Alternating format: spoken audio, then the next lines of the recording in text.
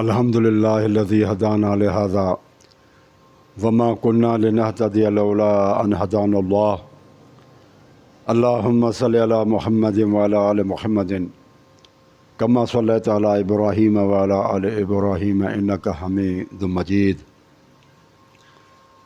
دوستو ساتھیو، کیونکہ آج کل کے یہ ایام جو ہیں یہ ماہ ذو الحج کے بارے میں ہے اور اس میں ہم لوگ کلمہ پڑھنے والے وہ قربانی کرتے ہیں، تو یہ قربانی کے دوران میں دیکھا گیا ہے کہ خصوصاً علماء کرام، بہت سارے علماء کرام وہ کہتے ہیں کہ بھینس کی جو ہے نا، بھینسے کی قربانی جائز نہیں ہے، اور اس کا نتیجہ یہ نکلتا ہے کہ لوگ زیادہ تر گائے کی طرف جاتے ہیں، اور پھر انڈیا کے اندر آپ دیکھتے ہیں ہر سال بڑے فسادات جو نا وہ جنم لیتے ہیں۔ تو آج ہم یہ دیکھیں گے کہ گائے کے علاوہ کچھ علماء کرام ایسے بھی ہیں جو پھر یہ کہتے ہیں کہ بھینس بھی جو ہے نا وہ ایک گائے کی قسم ہی ہے، لیکن آج ہم گائے کو میرے بھائیوں کہتے ہیں بکرا اور بھینس کو کہتے ہیں جاموس۔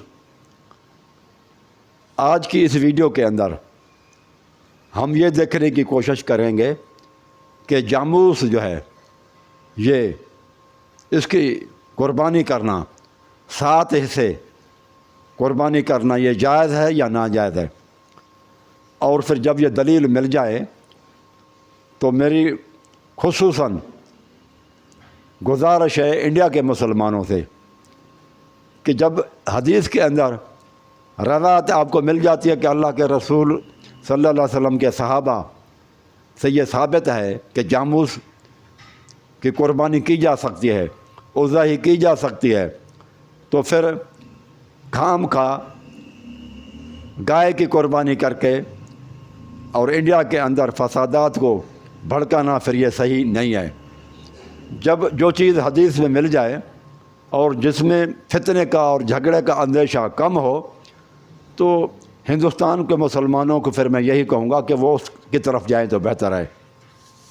اب آپ یہ دیکھیں، یہ مسند فردوس ہے، مسند فردوس دہلوی کی، اس کی روایت نمبر 2650 ہے۔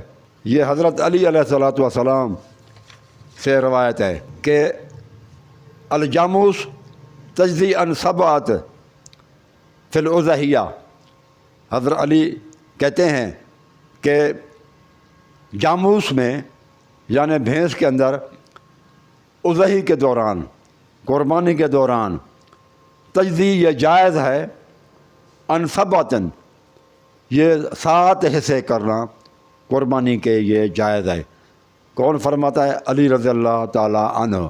کس کتاب میں ہے؟ مسند فردوس دہلوی کی، ٹھیک ہے۔ اور اس کے بعد آپ دیکھیں ایک اور کتاب ہے، مسائل امام احمد بن حنبل اور اسحاق بن راہویہ۔ یہ کتاب ہے جن میں احمد بن حنبل اور اسحاق بن راہویہ، یہ بھی بہت بڑا امام ہے، تو یہ ان کی فتوائیں وہ کیا کہتے ہیں اس بارے میں۔ اس کتاب کا جلد 2 اور صفحہ نمبر 369 ہے، اور روایت نمبر ہے 2883۔ سوال کرنے والے نے سوال کیا، کہتا ہے کہ میں نے پوچھا الجوامیس تجزی عن 7، کیا یہ جائز ہے کہ جو ہے نا جوامیس، جاموس کی جمع ہے، کہ بھینسوں میں 7 حصے کرنا قربانی کے لیے یہ جائز ہے؟ تو امام احمد بن حنبل اور اسحاق بن راہویہ وہ یہ کہتے ہیں قال لا عارف خلاف ھذا، اس کے خلاف کوئی بات ہم جانتے ہی نہیں کہ بالکل 7 حصے کیے جا سکتے ہیں، جاموس کے اندر 7 حصے کر سکتے ہیں، اس کے خلاف ہمیں اس کا علم ہی نہیں ہے، جان پہچان ہی نہیں ہے۔ کہ جاموس کے اندر 7 حصے نہیں. امام احمد بن حنبل راویہ اور اسحاق راویہ کہتے ہیں ہمیں پتہ ہی نہیں ہے. اب مجھے بتائیں کہ جب علی رضی اللہ تعالیٰ عنہ سے مسند فردوس کے اندر اور یہ امام احمد بن حنبل اور اسحاق بن راویہ اپنے فتویٰ کے کتاب جلد ثانی کے اندر یہ لکھتے ہیں کہ یہ جائز ہے، تو پھر وہ لوگ جو کہتے ہیں کہ یہ ناجائز ہے، یا پھر وہ کبھی دوسری طرف چلے جاتے ہیں اور خصوصاً انڈیا کے اندر وہ جھگڑے وغیرہ شروع ہو جاتے ہیں. یہ ان کے لیے میں دلیل لایا ہوں کہ وہ ان کتابوں میں دیکھیں، ان کو پڑھیں اور کوشش کریں کہ جہاں پر خطرہ ہو تو وہاں پر خطرے کو ٹال دیا جاتا ہے. وہاں ضد کرنا صحیح نہیں ہے. تو انڈیا کے مسلمانوں کو چاہیے کہ خصوصاً بھینس کی قربانی کریں تاکہ جھگڑے وغیرہ نہ ہوں. باقی جہاں پر جھگڑے نہیں ہیں تو وہ جو چاہیں بقرہ کی کریں یا جاموس کی کریں، گائے کی قربانی کریں یا بھینس کی قربانی کریں، دونوں جائز ہیں. تو یہ جو ہے نا بہت سارے لوگ کہتے ہیں کہ جاموس، کچھ لوگ تو کہتے ہیں خصوصاً فقہ حنفی کو ماننے والے، وہ تو یہاں تک آگے بڑھ جاتے ہیں ان کو علماء کہ جاموس جو ہے وہ حلال اس کا گوشت ہے یا نہیں ہے. بلکہ کچھ لوگ کہتے ہیں کہ اس کو تو امام ابو حنیفہ رحمۃ اللہ علیہ نے حلال کیا تھا اور قرآن حدیث میں یہ ثابت ہے نہیں. اب میں نے ان بھائیوں کے لیے بھی یہ دلیل دے دی کہ حضرت علی رضی اللہ تعالیٰ عنہ کہتے ہیں کہ جاموس کے اندر اضحی کے لیے 7 حصے کیے جا سکتے ہیں. معلوم ہوا علی رضی اللہ تعالیٰ عنہ کے نزدیک یہ جائز ہے. حضرت علی نے کہاں سے لی بات؟ صاف ظاہر ہے کہ صحابہ کے اندر یہ چیز جائز تھی اور انہوں نے اپنی طرف سے علی رضی اللہ تعالیٰ عنہ نے نہیں بتایا.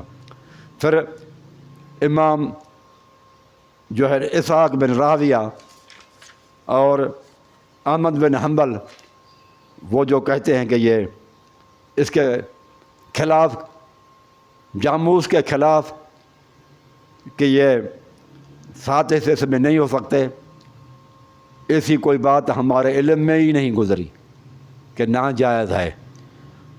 تو معلوم یہ ہوا کہ ان لوگوں کو بھی پتہ چلنا چاہیے کہ امام ابو حنیفہ رحمۃ اللہ علیہ کے حلال کرنے سے پہلے ہی یہ جاموس جو ہے نا صحابہ کے دور کے اندر بھی اس کو حلال سمجھا جاتا تھا.